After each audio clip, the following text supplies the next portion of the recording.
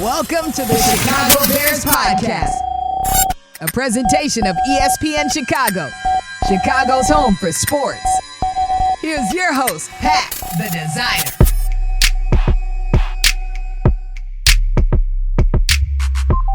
Bear down, Bears fans. Welcome into another episode of the Chicago Bears Podcast. I'm your host, Pat, the designer, back at it again on a Wednesday with J-Mac in the building. Jason McKie. J-Mac, what's going on, man? You got a lot of camps going on. You got a lot of kids running around here getting ready for football season in high school. How are you feeling, man? You tired?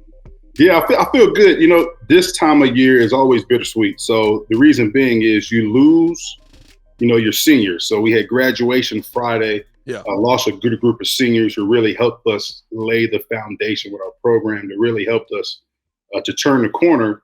But, we always talk about leadership on our podcast and how important it is to a locker room and a team. Those guys graduating really provided great leadership and helped us to be able to bring this program along.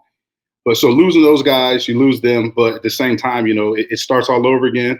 We got high school summer camp, which is summer practice coming up. A lot of our kids are going on to college camps this summer. So it's a busy time for us. It's slow in the NFL, but it's not slow in terms of the high school football world. It's just getting started. Oh, high school summer camps. I remember the one that I attended. My shoulder remembers it as well. That was the beginning and end of my actual on the field football career. I'll tell that story at halftime. That's a good little tease to start it off, bro. Because I ain't gonna lie to you, bro. Hey, it is the dumbest. Looking back as an adult, it's the dumbest story ever. Because I just thought as a kid I was invincible. So we'll talk about that. We got to talk about this press conference, though. We had press conferences from a ton of the coaches today. Heard from Alan Williams, heard from Richard Hightower, heard from Coach Flus about some of the different things that have been going on at OTAs and on the field. Of course, we got to talk about some of the no-shows and how the coaches are kind of – listen, Alan Williams basically was just like, well – y'all know what it is, but I'm not going to say nothing. I thought that Flus did an excellent job talking about Justin Fields, bringing out his work ethic. We'll get into that in the first quarter. And then I think just looking at how the Bears still are maintaining that they're interested in a lot of free agents who could be on that list. We'll talk about all that more on today's episode of the Chicago Bears Podcast. EO, let's get into the fourth quarter, man. Fourth quarter. I'm jumping straight to the end. Tweaking right now. First quarter, bro. It's a gloomy day out here, man. You know what I mean? Like the sun is like just gone outside. The vibe is thrown off a little bit. I got to get the vibe. We're all good. We know we good. We know we're going with it. Let's get into it, man. So Coach Flus talked at the beginning of or kind of in the middle of the press conference, basically, about Justin Fields and his improvement that he's seen this offseason, how basically he's been able to come in and be able to attack the game a little bit different, focus on the game a little bit different. He seems to be a little bit more crisp. We got the sound bite on that. Let's play the sound bite real quick on how he's talking about. I think the latter. I think it is detectable when you're out there.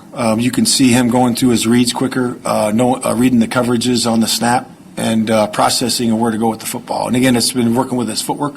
And his release, and he's been doing a great job with all those things, and we're excited where he is right now. So is some of that to be expected in year two? And if so, how do you measure kind of what's above and beyond just natural progression that he knows? Yeah, I think some of it is expected just from the experience of last year, but I would say this, that no one's worked harder than him in this offseason, starting in February. Was working on his own, studying different quarterbacks and really understanding of what he needed to improve on, given from the coaches, from Janoko and Luke and myself, to be able to really take that next step.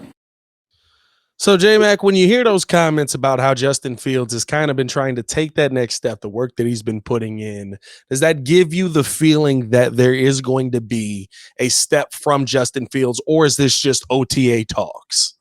No, I think he's going to take the improvement comes about because, like we talked about before, it's just his second year in the system. So he understands the plays. He understands his responsibility. He can progress faster because he understands his reads in terms of the route concept. So he's just more comfortable. And when you're more comfortable in the system, that gives you the ability to play faster. It's not foreign to him. The first year in the system, you're just trying to get the terminology down. You're used to one system where, a corner route was called one thing, but in a new system, it may be called a different thing, or that route concept, you may have named it one thing the previous year, and then, you go to a different name, which could change the whole route concept and the way you're going to go about your progressions and the reads in terms of that concept. So just with him being comfortable in terms of the terminology and just being, having a bigger grasp and understanding of the offense is going to enable him to play faster and to be able to be more detail oriented. But then you have that understanding, and now you go back and work on your fundamentals. He talked about his footwork. You talk about him having great footwork, so that way, he can be accurate and be in rhythm and on time, making certain throws that's required based upon some of the things that they may have in place. So you add all that together, and you should see a huge step just because he has a better grasp and understanding, of this offense. I think it's going to be interesting really to see. I know OTAs is kind of just like the time where, you're trying to get yourself back in rhythm. You're just going through the motions, trying to figure out where you're supposed to be in the system, all of that stuff, right? But I think it's interesting to see, that they can visibly see a difference in Justin Fields already. They can visibly see, like you said, the confidence being different, his quickness to go through reads, right? Like there is a bigger change that a lot of people don't talk about that Justin has to make coming to the league, because in college, one of his indictments was that he was a guy who liked to wait for the big play to open up. He liked to use his legs to allow that big play to open up so that he could take a deep shot. You don't have that many of those opportunities in the NFL. The guys on the other side are a lot faster. So there is a change that needs to come in Justin Fields' game. And it's good to hear that at a minimum, right, it seems like he's going through his reads a lot quicker. There are times where I thought he got locked on reads last season. And I feel like it's good to hear that he's improving the footwork in that, because I think that means, if he's able to deliver the ball a lot quicker, if he's able to attack the defense a lot quicker, that'll open up more opportunities where the defense is on their heels instead of trying to just be like, he's going to take off and run. We got to attack him. Yeah. And, defenses are so complex in the NFL. Coverages are disguised and they're complex, obviously designed to confuse quarterbacks. But when you have like in the NFL, to be an elite quarterback, right, you have to have anticipation and you have to be able to throw receivers open. If you're staring down a receiver and you wait for him to get open, that ball is going to be broken up or it's going to be intercepted, because it's that second of hesitating to where you're going to put that ball, in harm's way. So with him having, like I said before, him having a better understanding and a grasp in the passing game in terms of the route concepts, he knows where his chess pieces is going to be. So therefore he can throw that ball before that receiver is coming out of his break, and he can anticipate, the receivers being in the right spot. So that ball's coming out. So, you've got a receiver now with DJ Moore. If he's running a comeback and that ball's out before he comes out of his break, and by the time he turns his head around, that ball is there. And when you have that type of precision, that type of timing, and that type of chemistry with your receivers, that makes the passing game deadly. And if you don't have that, you're going to be behind. And that's something that we saw last year, like you said, Pat, with him waiting to see the receiver and see him open instead of throwing him open. Yeah. And I think that comes about with, him being uncomfortable in the scheme last year, him trying to understand the scheme. It's tough going from one scheme to another. And with him not having that grasp and being new in this system, he's still trying to find his way. He's in the huddle just trying to get the play call right. You know what I'm saying? Just to make sure, he's understanding the terminology and things of that nature. So with him having a grasp, it's going to be easier. And now he can just go out there and play football, and which is going to enable him to play faster and not having to think about what he's doing. Now he can just go out there and just play good high-level football. How much do you feel is on him to take a step? How much do you feel is on the team around him to keep him upright for him to be able to take that step? Because I've mentioned this a couple of times on this podcast. I've seen guys, right, who are the I guess we'll call them the elites of the NFL right now, right, where the situation wasn't perfect. I can look at a bunch of situations with Pat Mahomes, Joe Burrow, Lamar Jackson, where they were still able to make play. Lamar Jackson had an MVP season. I can't tell you who his second best wide receiver was on the team. You know what I mean? So like, sure. Is it more on Justin to adjust himself to the NFL, or is it on his teammates around him to basically, is it on the offensive line? Is it on the running backs in the backfield to help keep him upright a lot longer? It's on everybody collectively. Offense is about all 11 execute. It's all 11 have to be on the same page, have to be doing their job in order to make one play work. Yeah. And, with Justin, I know with quarterbacks, obviously, if you keep them upright, you keep their jerseys from getting dirty, they're gonna have more confidence. And the more confident they are, the better chance that they have in making plays. Yeah. So, with Justin, as he gets comfortable in this system, right, and if you're able to keep him upright, his confidence is going to be sky high. And we know he's tough. We saw the hits he took last year. He played through injury. He's a tough guy. He's done that his whole career. Even at Ohio State, he played through injury. I don't know if you remember in a bowl game, they played Clemson. He got crushed running up. He broke his ribs. Yeah, he broke his rib, and he stayed in the game. So he's the ultimate competitor. He's been competing his whole life. He's been on a pedestal his whole life. He was a number one recruit coming out of high school. Went to Georgia, transferred from Georgia to Ohio State, and then Ohio State's a program which everybody has their eyes on you. So he's been in that limelight his whole career. So I don't think pressure-wise he's had that pressure his entire career. I think he's used to it. Yeah. His toughness, I'm not going to question his toughness, but it's on everybody as a whole. Like you said, the backs, you got to do a better job of picking up the blitz. Offensive line, you got to make sure. No demo back there. Yeah, exactly. You got to make sure you understand the protection call. The receivers, you got to get open. You got to get open against whatever coverage is out there. If it's press, you got to beat your man one-on-one. If it's zone, you got to find the hole in the zone and make sure that you're running your route on time. And it's Justin's responsibility to get that ball there on time with anticipation. How quick does that decision have to be made from him, though, right? Like, I think that's the one thing that I looked at last year where I was just like, he's taking way too long to make a decision on either throwing the ball or to take off and run or to try, I felt like when you watched him, he was still trying to, like you said, he was trying to let the receivers get open. He was trying to process all the information that was in front of him. How quick is that? How quick does that decision need to be made? Is it as the second you snap the ball, you need to know you're going 1 to 3? Or is it, okay, if the O-line gives me the time, I can sit back here and chill for a little bit? Yeah, I think that depends on, the route concept. Whether if it's quick game, well then, hey, we know that ball's got to be out quick. If it's a drop back route concept, then you have a little bit more time. But the decision, I think with him, he has to make that decision and go with it. I think just because, in the media, we've all been talking about he's got to improve on the passing game.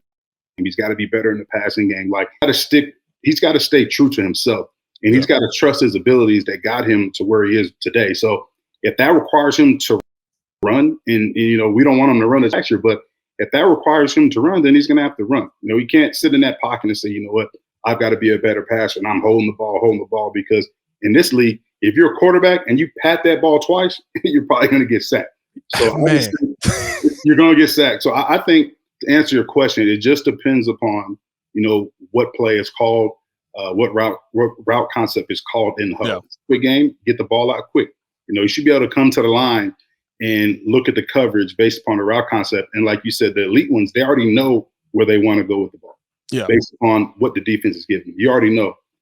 So that's some of the things that the growth and maturity that we need to see with Justin Fields this season. But like you said before, the pressure's not just on him. It's his whole supporting cast that's around him. And they've done a good job of making sure that he has pieces around him so that way it can accelerate that process. Let's hope it does, man, because I think that I really do have this.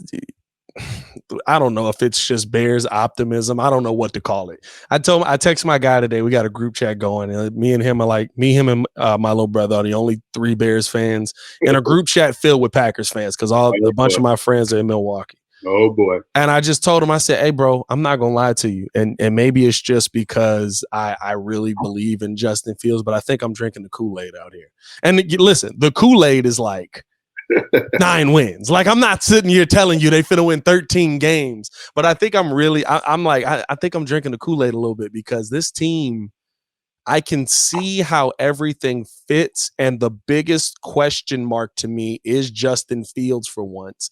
And now I actually feel like, okay, he's taking steps in the right direction. He's working on the things that we actually need him to work on. It seems like he's actually trying to improve on the things that even we have seen on tape, right? Holding the ball too long, not making a decision quick enough, or not taking off quick enough. And it seems like early on, at least when nobody's trying to kill him and nobody's in pads, that the coaches are talking about how he's improved upon that. I might be drinking a 9-win Kool-Aid. I'm not gonna lie to you. I might be drinking a 9-win Kool-Aid. I don't feel great about it, but You're optimistic, which you should be. Every team, every organization is going to be optimistic right now. You're going to hear nothing but good reports coming out of OTAs, and it is what it is. OTA, we're in shorts. You know what I'm saying? Like that pass rush ain't coming at you live. The offensive line they can say the offensive line looks great. But you're getting a rush that's not full speed.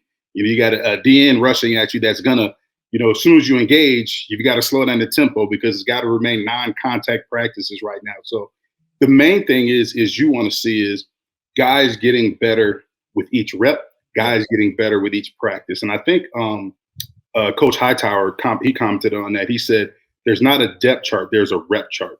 And that's what, guys are getting reps, you're getting better. Every rep's an opportunity to get better, especially for the young guys. They're coming into a new environment, new city, and they've got to get comfortable within the system. They got to get comfortable within their surroundings. They got to build chemistry with their teammates. And that's the importance of OTAs. And I can recall our OTAs, Pat. It was such a good time because you got to go out there. It's great weather here in Chicago. Yeah. You get to go out there, play football. You get to see some of the guys you haven't seen the whole off season. So we go to OTAs, we practice, then we go bowling together, or we go to the movies, or we barbecue at each other's houses to get on a video game, or if we weren't at each other's houses, we're playing the video game online, a little Call of Duty, keep it competitive there. But all of that is important. All that off the field stuff is important because it builds the chemistry that you need to have a successful team and to be able to understand, who you're going to go out there and line up with on a daily basis.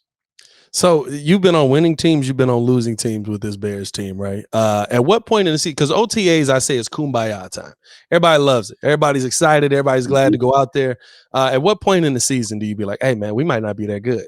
Because there's got to be a point when y'all have to realize it. Because, I seen the tapes where it's like, hey, we finna go out here and kill, man. You see what he doing out here? That's a great question. My first year here, not my first year in Chicago, but Lovey's first year, we were 5-11.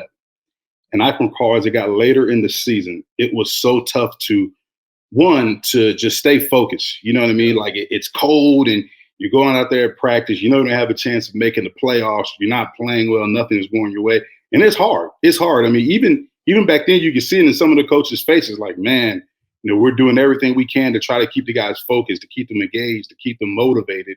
And I'll be honest, as a player, it's tough because, you're thinking about, all right, how many games we got left? We got 2 games left. We ain't playing well. You got 1 foot on the practice field and you got 1 foot on the plane for vacation, trying to figure out, how can I get out of here and put this season to rest? So it's tough. The main thing is if you have a good, solid locker room like we had, you have a good core of leaders, you have a good, culture in the building, and you have that chemistry. Those leaders in that locker room, they're not going to let you, throw in the towel. They're not going to let you pack that suitcase early. So, that's the type of leadership that you have to have because it's going to be tough. There's going to be adversity thrown your way. You're going to have good games and bad games, but you've got to be able to, have the leadership that's going to make sure that everybody remains on one accord.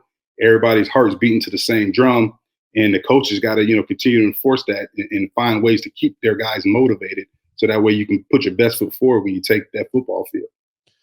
Hey, man, let's keep it pushing. That's tough. That's tough. It's hard, man. It's very hard. Tough.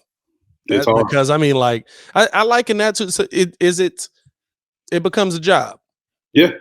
It goes from being you're playing the game that you love to all of a sudden it's a job. Yeah, it ain't fun. You go.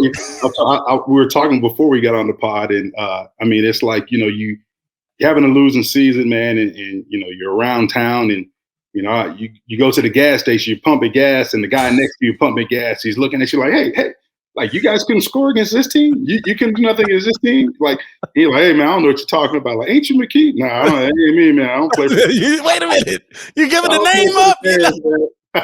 You're not claiming it.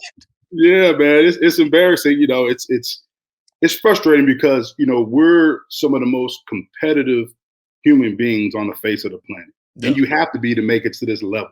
You've got to be super competitive. You've got to be self-motivated. You're going to, like, as an individual, you're going to hold yourself more accountable than any coach can. So when you're going out there and you're not performing well as a team, you start, it'll trickle down to yourself, because now you start questioning your ability.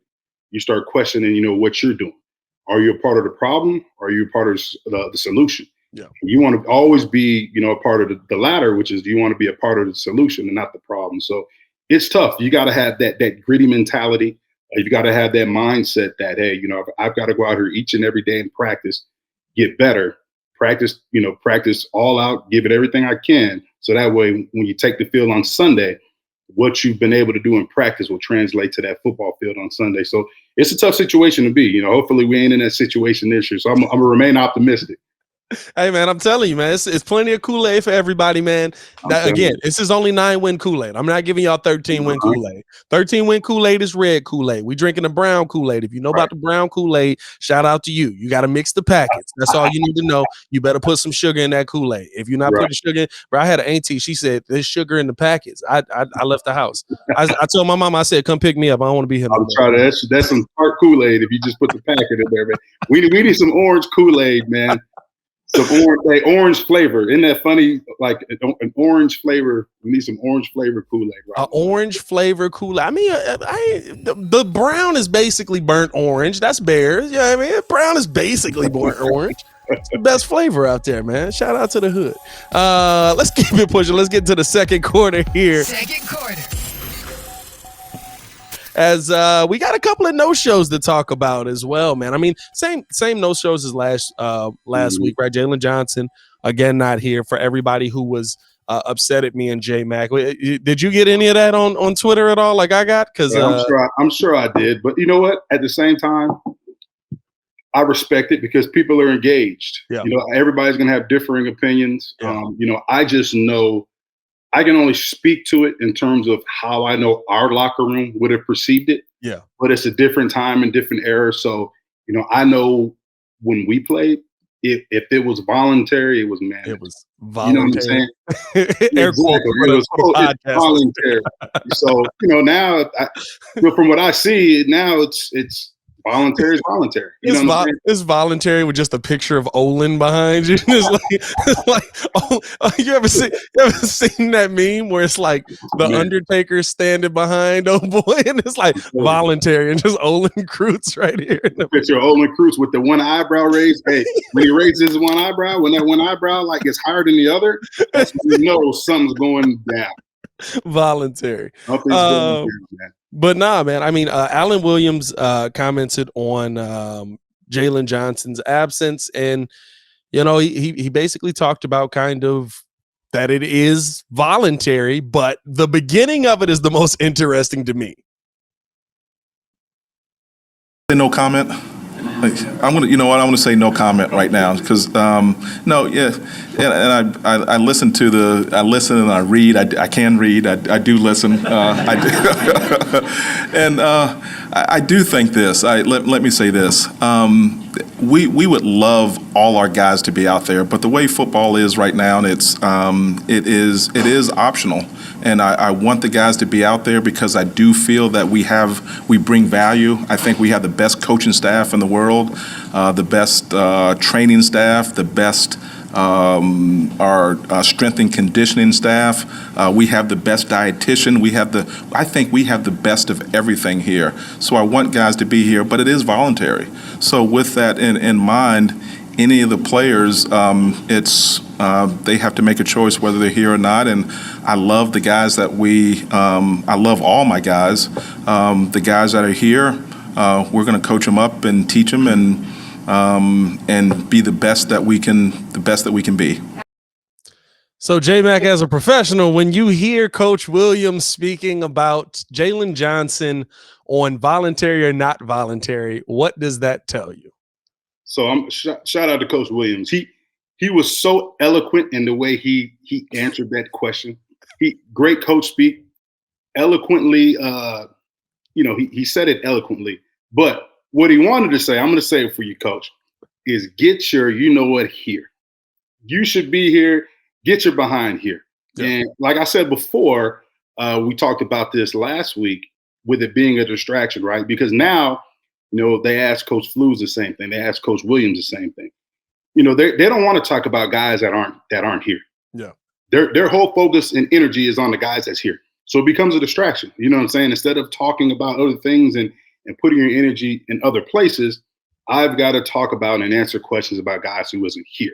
And like he said, in that presser, he said, oh, it's voluntary. But he also said, we have the best trainers. We have the best coaches. We have the best dietitians. So in other words, why isn't your you-know-what here? Yeah.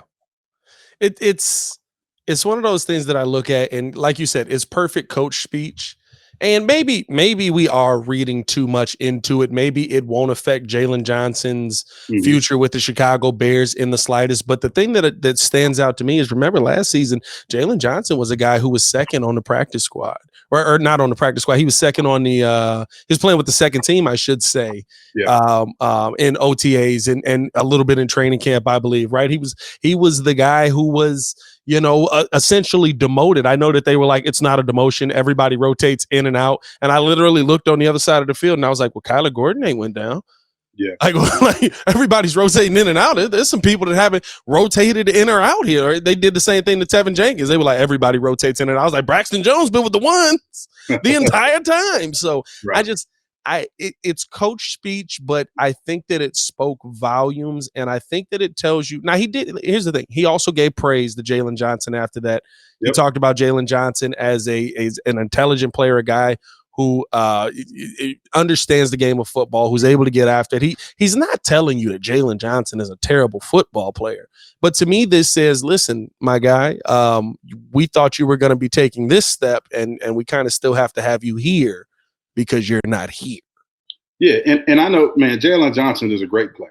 He's a great corner. He'll be a great corner. He knows what's at stake this year. It's a contract year for him, so I know he's working. I know he's putting in work. I know he's going to be ready when he comes back, whenever that is. Yeah. But at the same time, as a coach, when you have the opportunity to have all of your guys and you're taking that practice field, you want them there because it's an opportunity to get better as a unit. You know what I'm saying? You have to play like, and then one individual isn't going to shine over a unit. It takes a whole unit to be able to make plays, to get those takeaways on defense that you want to get.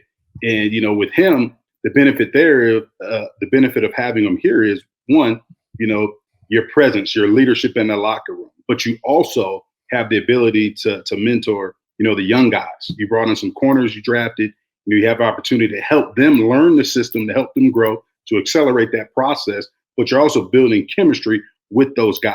You're the leader of the secondary and you're not here. So that's what, I think that's the frustrating part as a coach when your guys aren't here and they can add other things that you can't add as a coach off the field, outside of the building or not on the practice field. You don't have that opportunity now because you're not present. Yeah. And I think that's the point that we were trying to make last week, that everybody, had an issue with us saying is it's right. Impossible for you to take that step if you're not on the field, which, listen, I mean, that's common sense. Like he can't lead from down south, and he might be with his trainers. He might be with his, I'm not telling you that Jalen Johnson's not working. What I'm telling you is that he was looked at as that guy.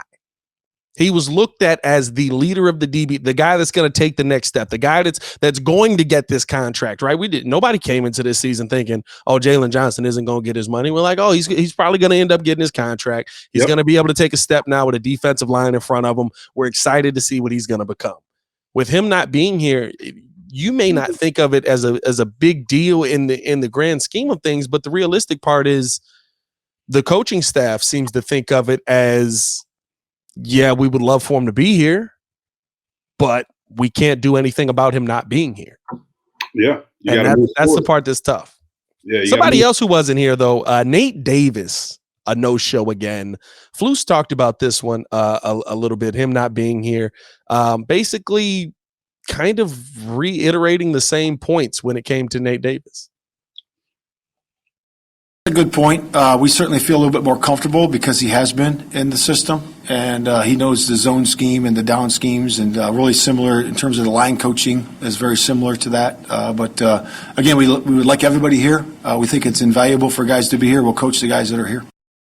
By the way, that key word at the end of that, invaluable. We think that it's invaluable for guys to be here. But the question that was asked was, do you think that it'll be easier for Nate Davis?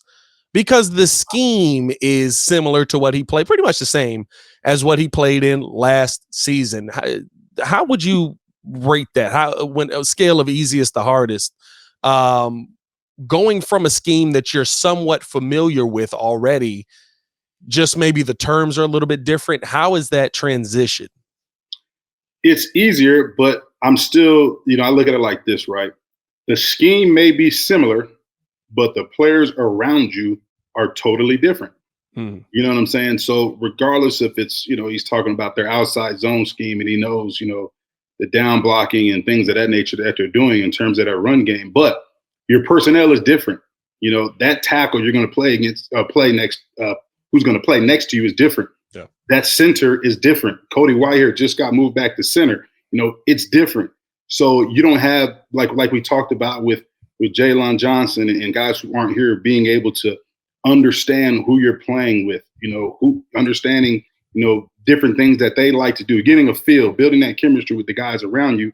He's missing that opportunity. And that's why you hear Flu say it's invaluable, for him not being there, it's invaluable. He's missing invaluable opportunities. And, him being a guy that you just signed as free agent, if I'm in that locker room, and I see a guy that we just, paid some good money to come here as a free agent who we're bringing in to help our football club, and he's not there. And I'm one of the guys who've been in that locker room for a long time, looking around like, man, where's our starting guard at? This isn't important to him.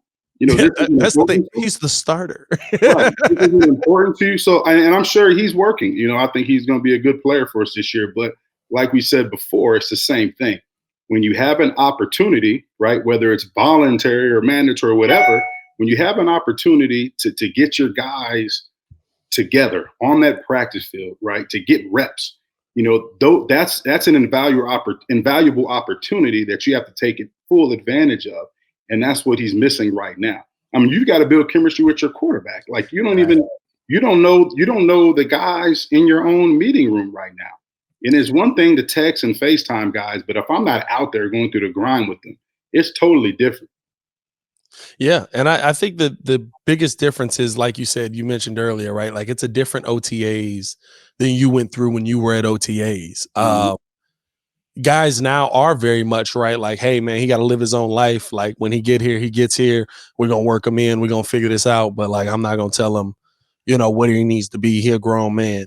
I feel like before, right, in a different era of football, it would have been, a couple players showing up at his crib like, hey, my boy, we got practice to get to and you ain't there. Like, what's going on with that? Like, so I think that there is that aspect of it. And I think, like you said, it's not just new players. There's a rookie next to you. There's a rookie right tackle on your right side. And yes, I do think he's going to be really good, but he's a rookie. Like, that's an entirely different thing. To me, that's a part where, he's trying to figure out how he plays.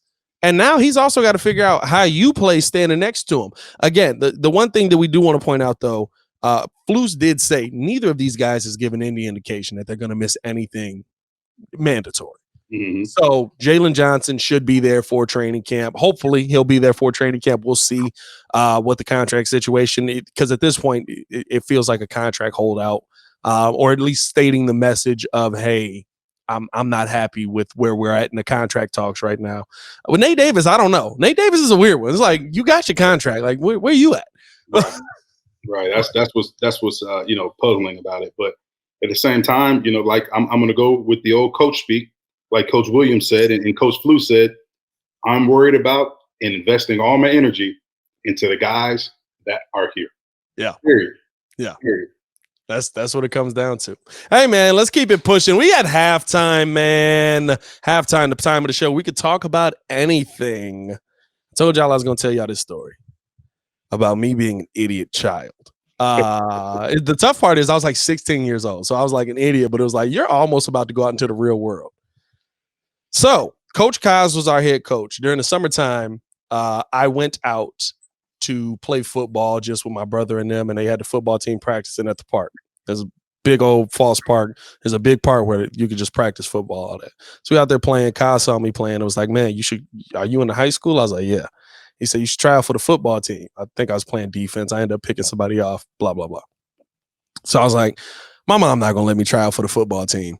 And he was like, I'll talk to your mom. Don't worry about it. So I hand him, he's never talked to my mom, clearly. So I hand him the phone. I call her right there. And I'm like, you convince her to let me play football, I'll play football. So he talked to my mom for probably 15 minutes.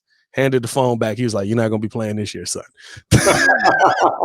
Because mom's was not going. Because this was her thing. She always said, if you get hurt, I'm not taking care of you.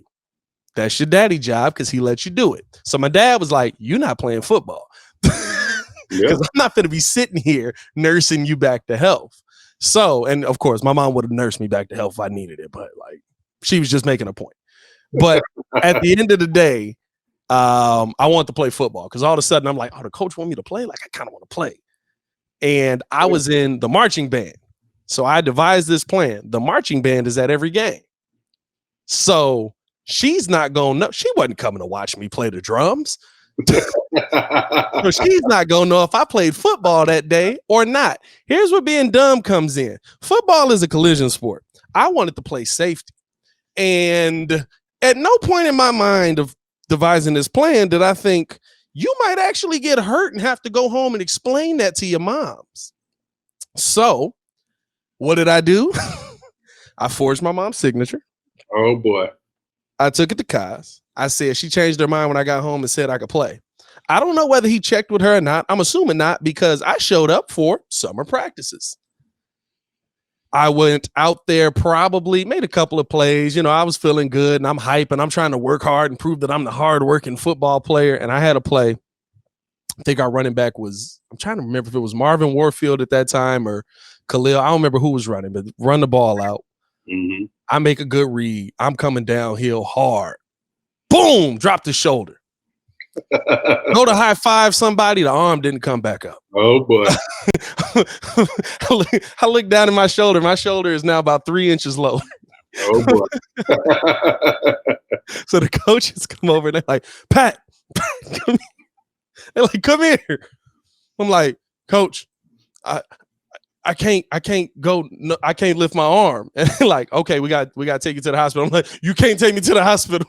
I can't go to the hospital because if I go to the hospital, you got to call my mama. I'm trying to tell you. You call my mama, I'm gonna die. He was like, I mean, I could pop your shoulder back in, but you can never tell anyone that I popped your shoulder back in. Man. So he grabs my arm. Says, I'm going to go on the count of 3. I'm like, all right, bet, coach. 1, boom, popped it back in. Oh, my God, please, Jesus, this is the greatest, worst feeling I've ever had in my life because I don't know if anybody's ever dislocated anything like your shoulder or like a knee or something. The blood that cuts off, that feeling of the blood returning to that part of your body is the wildest thing in the world. I'm telling you. So, moral of the story is I was so dumb, I didn't think I could get hurt playing football. And at the end of the day, I come home. My mom's like, what's wrong with your shoulder? What's wrong with your arm? I'm like, nothing. I was playing basketball. I fell down real hard. I messed myself up. Like I'm coming up with all kind of lies. And at the end of the day, I end up just telling her one day, I was like, I tried. I was playing football, right? And she was like, I know. You just stupid. Like I knew what you was doing. Like it wasn't even good lies. Like that's hilarious, man. Dog, Coach Kozlowski played for the Bears as well. So those Coach Glenn Kozlowski was he was on the 85 Bears, and he was we did not win a lot of games under Koz. I will say that we did not win a lot of football games, but like I said many times, North Chicago was a very basketball school, so we had like 215-pound linemen. You know what I mean? It's like, that tells you all you need to know. And because the basketball team was so good, we had to go to the next level. So I think we played it. I want to say we played it 5A, 4A or 5A, one of them. So it was like all the big schools. So we playing Lake Forest. Lake Forest coming out with goddamn Remember the Titans on the other side.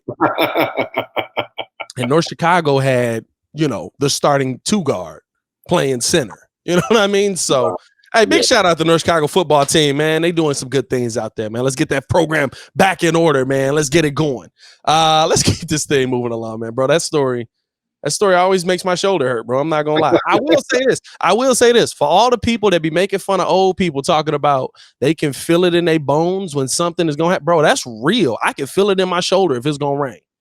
I'm telling you, hey, I've seen a lot of guys, even in high school, and you come out for football. Yeah, I'm gonna play football.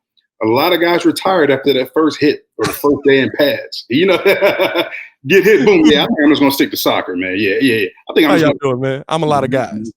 Yeah, and if you see, hey, any tackling or any hitting drill, when you see the guy starting to count the numbers of who he's going against, okay, 1, 2, 3. Oh yeah, I ain't going against him. Yeah, I've seen a lot of guys retire early in high school. Man, I just listen. I realize, I like basketball. I love baseball. Those are the two sports because for the most part, ain't nobody punching me in the face on purpose. You know what I mean? Like, I will say that. Let's keep it moving, man, because we got more Bears to talk about in this mug, man. Let's get into the third quarter. As the Chicago Bears are interested in a lot of free agents per Coach Flus. He talked about how the Bears are keeping their eyes open all the way till, the start of the season.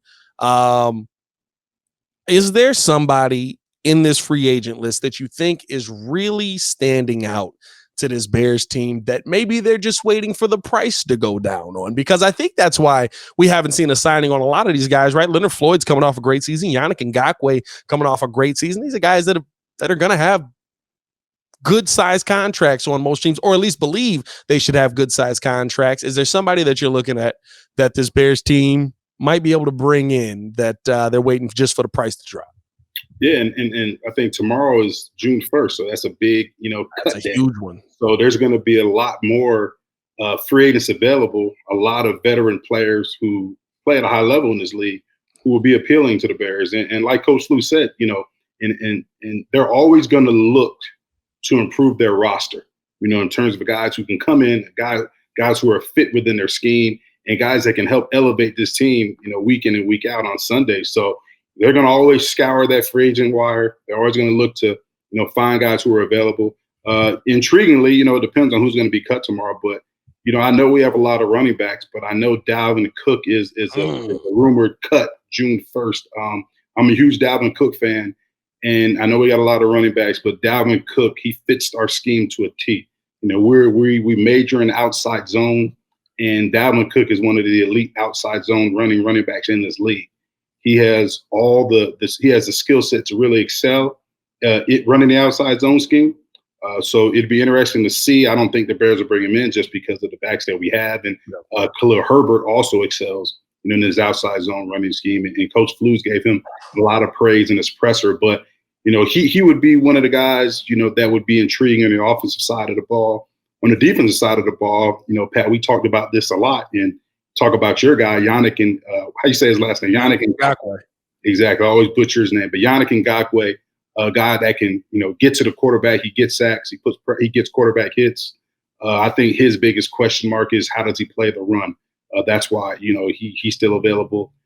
Frank Clark is a guy, who would be available. I think Melvin Ingram is available. He's a little older, so I don't think in terms of his age, does he fit the profile in terms of the type of players the Bears are trying to bring here. The Bears are trying to bring youth here to this team. Yeah. Guys that are youthful.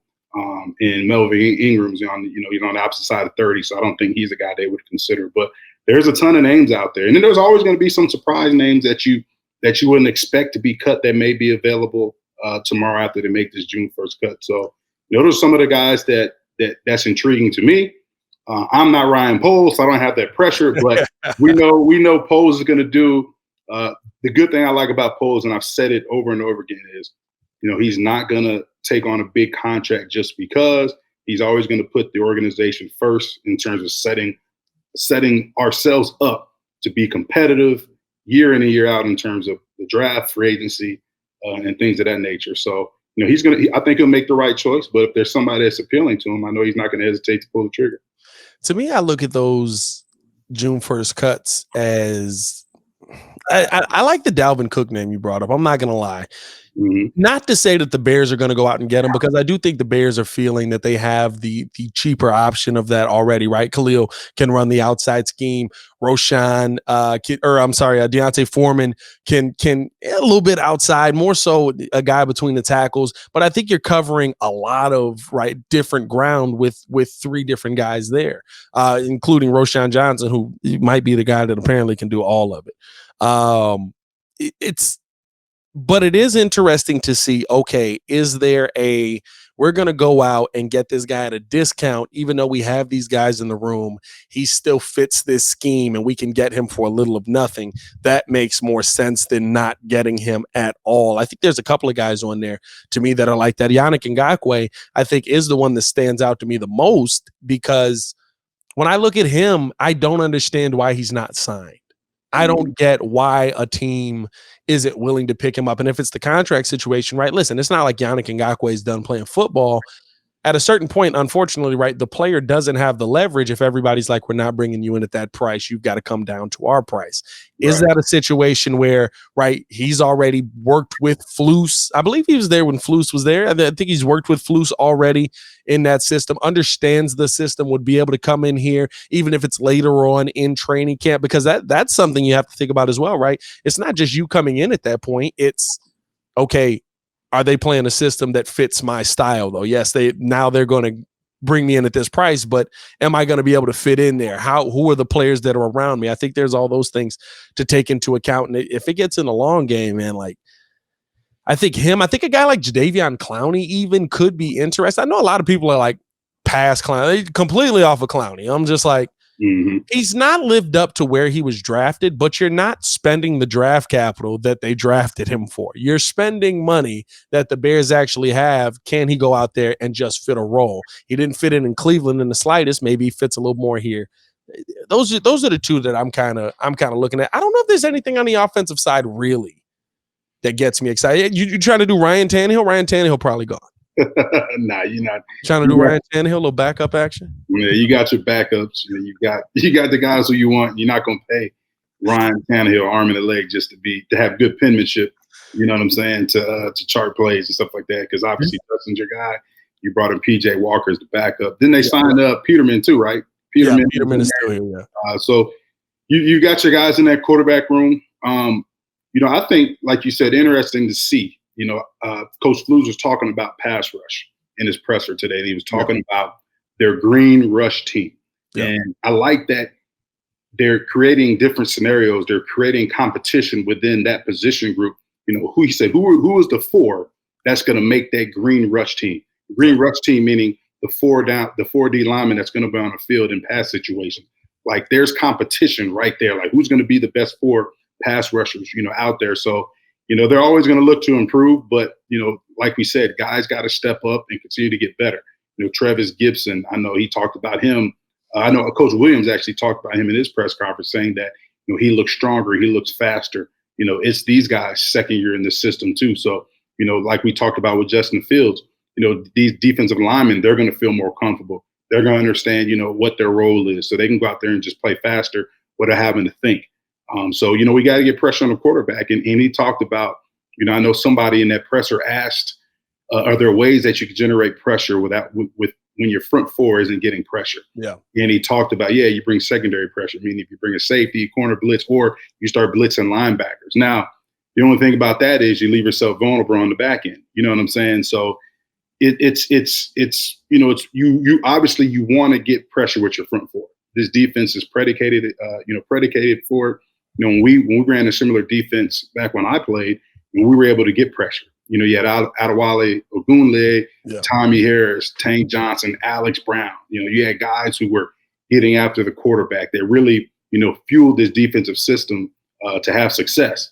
And, if you can't get pressure with your front four, then you're going to be in trouble. We saw that last year. So, and I hope that we're able to, those guys that I mentioned, like the Travis Gibsons and, guys they drafted, hopefully they can take that next step and, turn this thing around defensively. Because if we have to resort to doing other things schematically in terms of bringing linebackers and bringing secondary pressure, that's really gonna affect us, in the passing game. So we'll see what happens. Obviously, if there's a guy that fits like we talked about, Ngakoue, a guy who can get pressure, but what is his price tag? So I think that those are all things that, the good man Ryan Poles has to figure out. The good man Ryan Poles. That's what he shall be known for from henceforth on the Chicago Bears podcast. The good man Ryan Poles. I like how you bring up the D-line, though. Let's transition to the fourth quarter on this. Fourth quarter.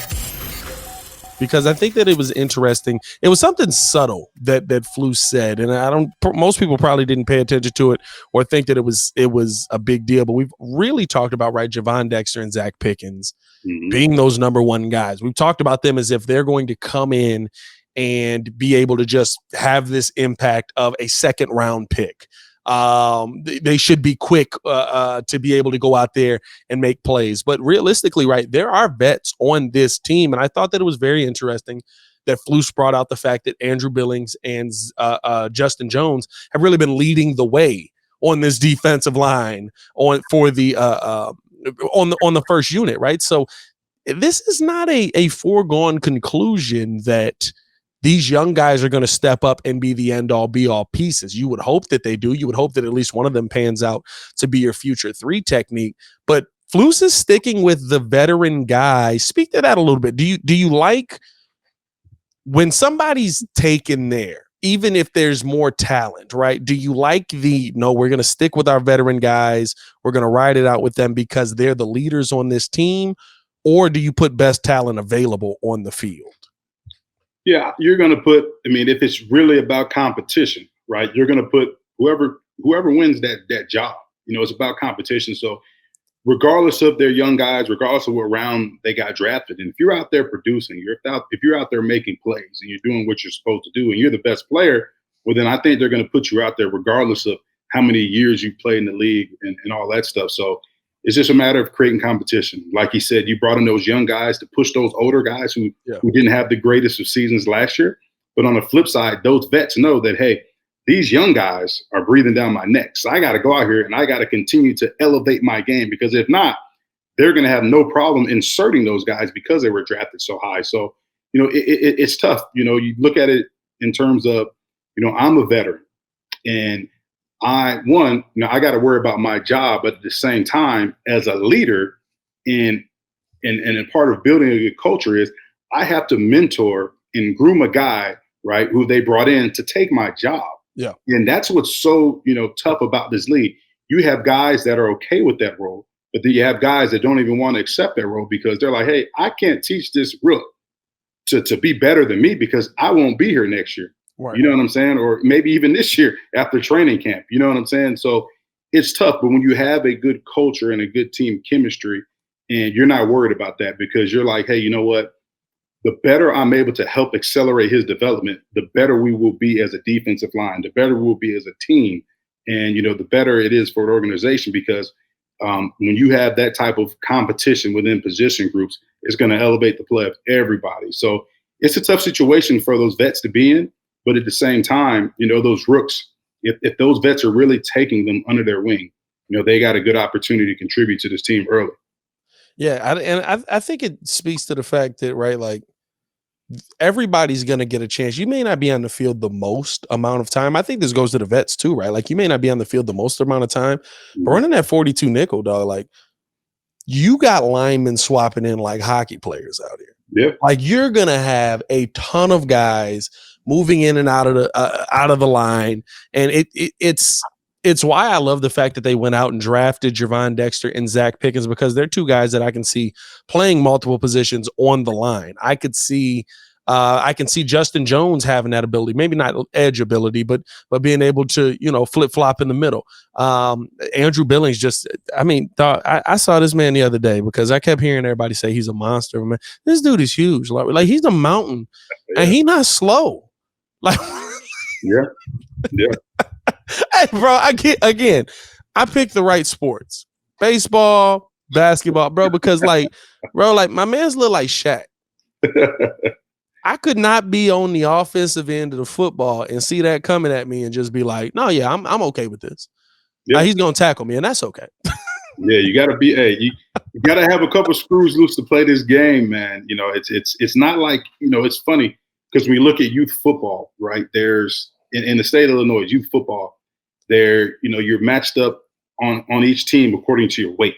Yeah. And I hate that because now you're asking kids to lose weight or gain weight. You know what I'm saying? But at the end of the day, when that ball's kicked off, right? I can't pair you up in terms of who you're going to get tackled by, who you're going to get hit by. That's not real football, you know. So it's so important as coaches for us being able to, especially with the youth, be able to teach them the fundamentals of tackling properly. You know what I mean? Head up, get your head out of the tackle, so that way we limit the amount of injuries, you limit the amount of concussions. So that's why, you know, coaching and development is so important at every level. Because if you're coaching individuals the right way, if you're overemphasizing the fundamentals, the better a football player you make, but the safer you'll make the environment for the game. And then you have, you know, you won't have that issue of, you know, numbers being down in terms of kids playing football. So coaches, you know, we have to continue to grow the game.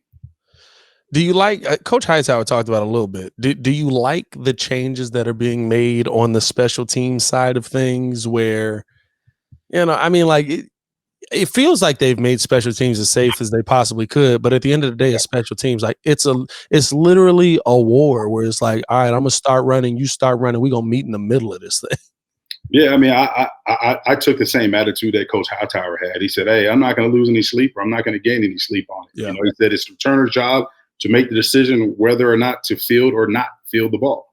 So, you know, I leave it like that. But, you know, I think that, you know, special teams, and we talked about this before. So a lot of the guys on this roster, right, the bubble guys, the guys who you talk about, he talked about Dante Pettis and Velus Jones, you know, like those guys, it's a battle. It's a battle because, you know, somebody on that roster in that wide receiver room ain't going to be there.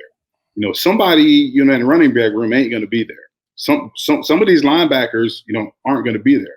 And what's a determining factor that's going to determine whether or not you're going to be there is special teams. Yeah. So, you know, the young guys, if I can give them any advice or any young football player advice, you know, it's called special teams for a reason. So you got to treat it like it's special. You've got to go out there all out every single play and put your stamp on it. So that way you can be noticed and you can be a part of this team and you're not on the outside looking in. So it's going to be some great competition. You know, even talked about, you know, they got a backup punter in camp now and a backup kicker.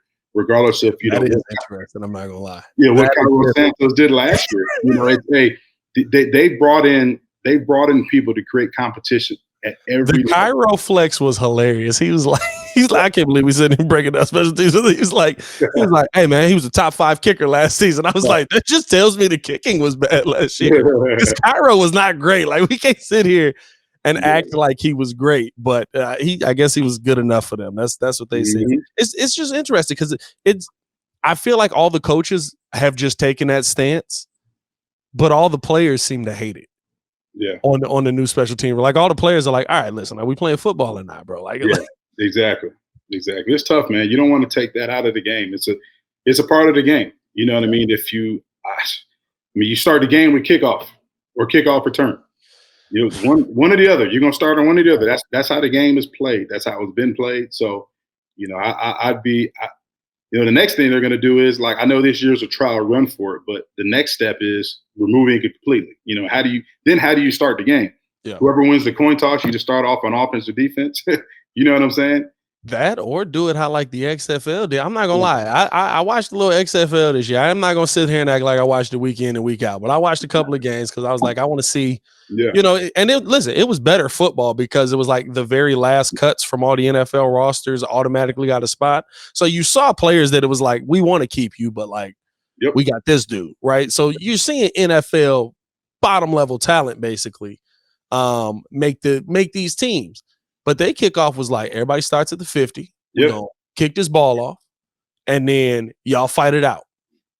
Meet in the middle as you may. But it's not like a 40-yard collision, basically. So yeah, they're playing patty cake. That's what I call it. Patty cake. That's patty cake. Let me just get in front of you. That ain't football, man. I'm old school.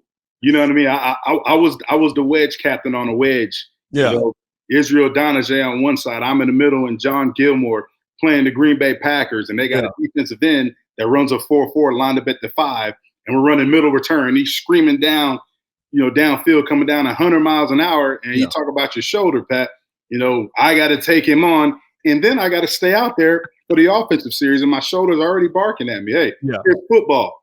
It's football, man. It's one of those things where it's like, if you're going to take the rules this far, right, it's better to take it out of the game. Take it out of the game. Because clearly you don't want it. Right, like clearly you're sitting here trying to hold on to this the 3 phases thing, which there'll still be punting and stuff like that. Mm-hmm. But you're sitting here trying to hold on to this kickoff when every rule you've made since Devin Hester has been, we're going to basically try and dumb this down as much as possible until we can get it to the point where it's 100% safe. It's football. It's not going to be 100% safe. You can improve the equipment. You can improve the players tackling. You can improve the mindset of the players, which I think they have, right? Like, we don't have a ton of Vontaze Burficts running around anymore. You know what I mean? Like, I don't know anybody in the NFL that I look at and I'm just like, nah, he's trying to kill you. Even though y'all supposed to be brothers, like, I don't think he like y'all. Like, he's the estranged stepbrother. But no, I don't know, man. That was a weird way to end. It ended on special teams, man. But we got J-Mac here, man. A Hall of Fame special teamer out here, man. At some point. At some point. I don't know, man. Hey, man, appreciate you guys for showing love as always. It's been another episode of the Chicago Bears podcast. Hit that like button. Subscribe to the page. We will be back tomorrow for another episode. Courtney Cronin back in the building talking about what she saw at OTAs yet again and reacting to some of these June 1st cuts possibly. I don't know. When can they start cutting them? Maybe she won't. Maybe she'll be here too early. When can they start cutting people? That's a real question. But hey, we appreciate you guys for showing love. As always, your boy Pat, the designer, back at it again. Joined by J-Mac. Y'all stay safe out there, Chicago. Peace. Bear down.